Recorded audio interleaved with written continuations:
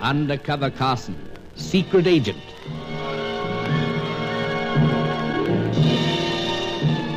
Operation Deathray, an assignment in Rio.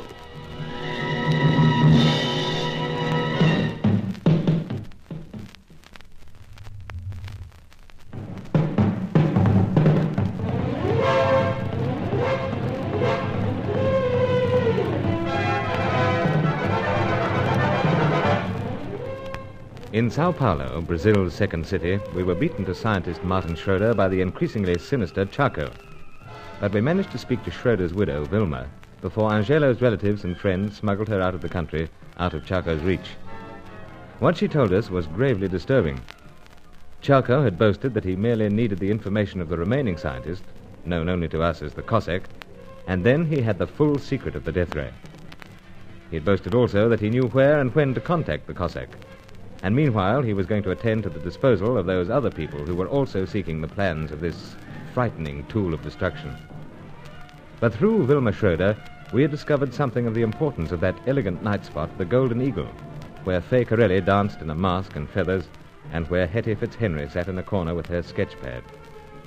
On the fifth night of the performance of an Aztec ritual dance, Chaco was due to visit the Golden Eagle. And tonight is the 5th, Carson. So, Sir Giles. It's all based on the 5 evil days. Indeed, I recall something of it now. The Aztecs had an odd sort of calendar. Though they knew that the year had 365 days, they had broken it up into 18 months of 20 days each. Leaving 5 over in the ordinary year. That's right, old fellow. 5 days which they believed were the property of the gods of evil. Wild dances and many excesses filled those 5 days each year, and the climax was human sacrifice. Generally, the young and beautiful members of the fairer sex.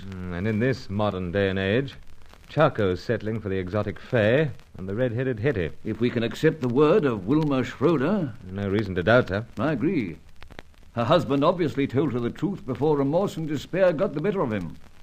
Chaco boastfully related all this. The same Chaco seems exceptionally sure of himself. Well, Carson, he has 5 out of 6 parts of the information, it would seem. And he has a notion where and when to find this Cossack chappie. Well, sir. This Chaco must certainly have a twisted mind. Yes, and clever, sir. I fear so.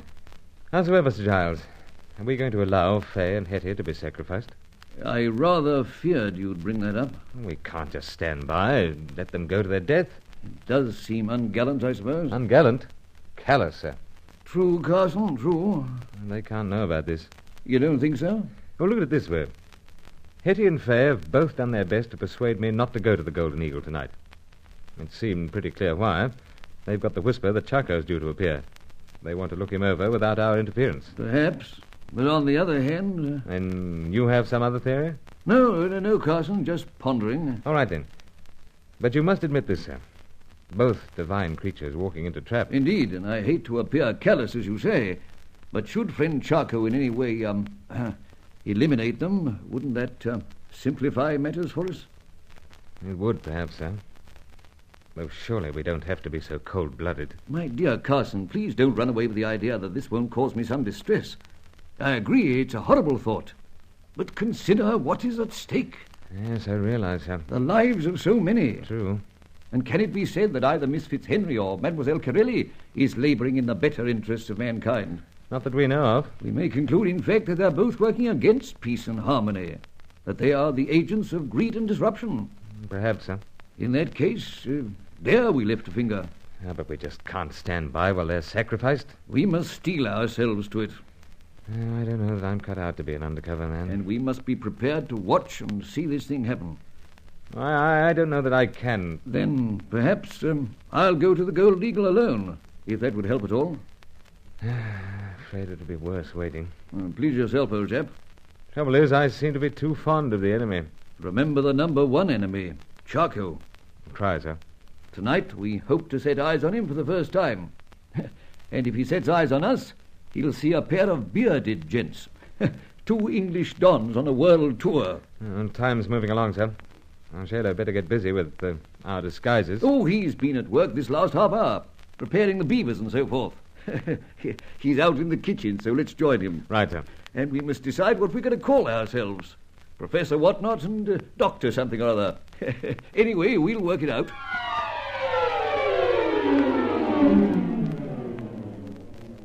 Sir Giles tried to make a picnic of things as his servant Angelo got busy disguising us, and quite an expert he turned out to be. But I was obsessed with what seemed certain to happen in the gay surroundings of the Golden Eagle. Must we have ringside seats at a cold-blooded killing? Meanwhile, Angelo transformed Sir Giles into a grey-bearded professor, then set to work on me. But I left it to Sir Giles to do the laughing when I stood up in front of the mirror. Dr. Carstairs, and you certainly look the part. I hardly recognize myself. It's to be hoped that no others recognize you, Senor. So? In particular, the manager of the establishment, and more especially the agents of this Chaco, or that gentleman himself. I'd say it was impossible. Stoop a little, Carson. Why so? You know, just to give the impression that you're burdened with knowledge. Oh, well, how's that? Splendid, splendid. But, Sylph, Professor what? Well, let's say Noble. And of what? Well, Anatomy? Anatomy? Professor of anatomy? Sir. Get out with you, Carson. You're having me on. About time I fought back. I should imagine that you're the fellow with the qualifications when it comes to anatomy. Oh, how so? Well, all these lady loves of yours, if I dare mention them at such a time. There's hardly a time to joke about them, sir. True, my boy. Very true.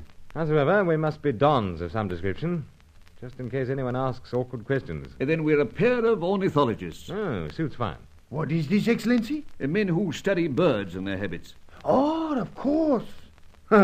Both yourself and Senor Carson are most highly qualified in that regard. Indeed, and we can always say that the feathered costumes used in that Aztec display are an added attraction to us. Sir. Then Dr. Carstairs and Professor Noble are ready to sally forth. That brings up your role, Angelo. I will wait outside the place of Eagle of Gold. I'd feel happier to know that you're there. Then I will wait, Excellency. Good, good. Well, Carson? Carstairs. Oh, yes, indeed. I'm ready, Professor. Then we go forth to study a most rare bird, that singular species known as Chaco.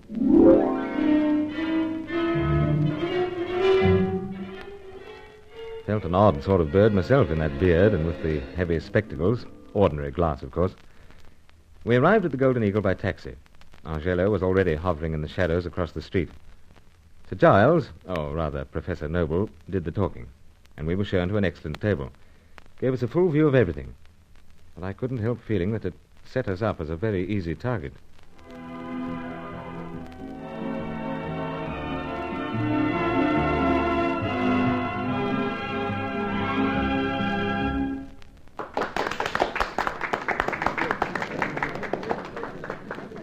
You know, old fellow, you're dashed edgy.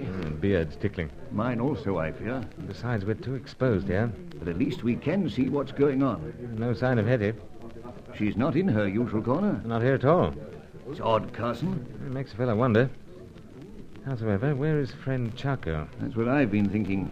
We know he's small, dark, with piercing eyes. Could fit any number of chappies here. So. I've imagined a dozen Chacos already. Steady, old fellow. What now? Someone heading our way, I think. Oh, manager. Oh, that chappie called Raoul. So, you do talking, sir. You might recognize my voice. Yes, leave it to me. Steady now. A very good evening to you, gentlemen. And welcome to the Golden Eagle. Oh, thank you. So very kind of you. This is your first visit, of course. Oh, naturally. We've just flown in from Rio. And you come to Sao Paulo on business? No. Just two old bookworms airing themselves in South America. And such a wonderful place we are finding it, too. I trust that you have an enjoyable time, and more especially here at the Golden Eagle. We are hoping so. And now that we are off the lead, as the saying goes, we are jolly keen to see this floor show of yours. You will find it a memorable event. We feel sure. But everything is to your satisfaction? Immensely so. And to you also, Doctor? Oh, indeed. I'll have to watch this fella closely, you know. Devil for the ladies. Oh, really, Professor? May have to call for help when that floor show comes on. Gentlemen, I see that you are determined to have a happy evening. Yes, we most certainly are. Then let us know if there's any way in which we can help you. Call on the waiter, and I will come at once. Thank you, old fellow. True Latin hospitality. It is a pleasure, especially when the visitors are so distinguished. Anything at all, gentlemen. It makes you feel so much at home. Or should I say, makes you feel a bigger target than ever. I'm afraid so, sir. That fellow was fishing. He was. I don't like it. Well, here. Let's have a drink anyway. The floor show must be due any time. That could well mean the start of the fun. So? But where the blazes is Charco?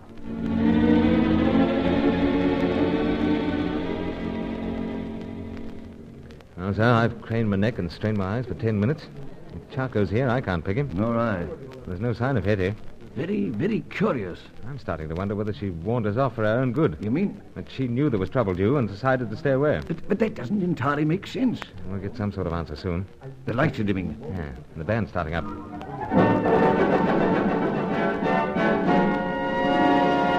We heard that fanfare last time. Yes, introduces the floor show. Of course. There they all are at the side of the stage in those gaudy costumes. Quite a brilliant sight. They're coming out. By rights, Faye should be leading them. Well? She's not. Not? I say Positive. Those divine legs of hers are not anywhere. What the deuce did all this mean? Carson! Carson, the shooting's starting! I know, sir. Under the table and fast. Yes, sir. We're the number one target. It's us he's after.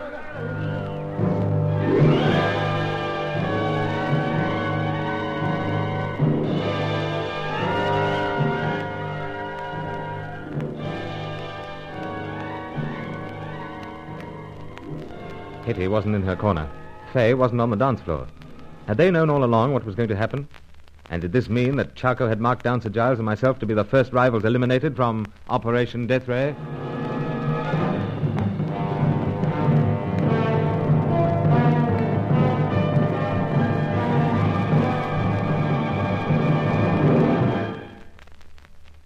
Join Lost in Brazil tomorrow for the next episode of Undercover Carson. Also visit our channel rumble.com/c/Lost in Brazil for more episodes like this, and visit rumble.com/c/GAR for more radio programs like this.